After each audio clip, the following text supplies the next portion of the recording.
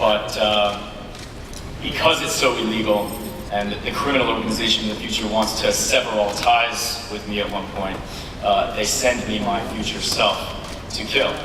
Unfortunately, my future self is Bruce Willis, so I'm not able to kill him. He puts a gun instead. That's kind of the premise, and then it goes from there. And then Emily, he enters your life in a very sort of unexpected, He does. disturbing way. I can't say too much about my character, Sarah, because she and her family get embroiled in all of this mess when... Down. See, you don't want to hear it. He's not a good woman. She would remind me on a daily basis. I can't do a good When he was like, morning, governor, and I was like... Big stepping toy. We found our next project. Green boots. Yeah, I didn't think an impersonation would be appropriate anyway. It would sort of just be distracting.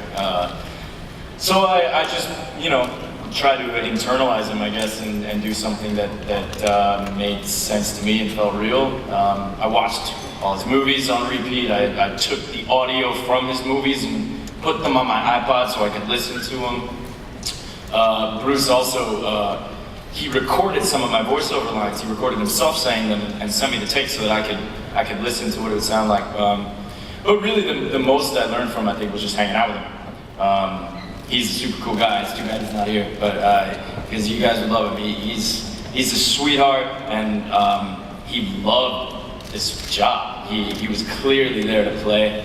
And I think, and I'm a fan of his, I've been a fan of his ever since I was a kid, and I think this is one of the coolest things he's done in a long time. And yeah, it was just a pleasure all around.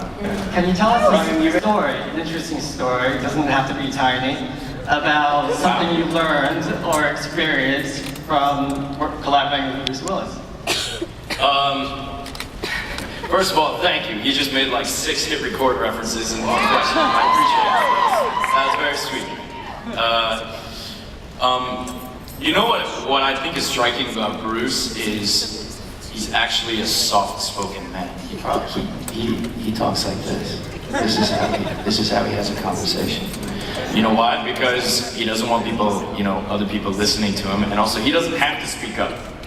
And I think it goes to show, a lot of guys, big macho guys that, talk loud and, like to have a big presence in a room.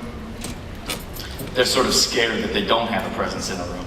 And a guy like Bruce, who's not scared of anything, I imagine, he doesn't have to raise his voice. He doesn't have to make sure that people know he's there. He talks like this. That's how he talks.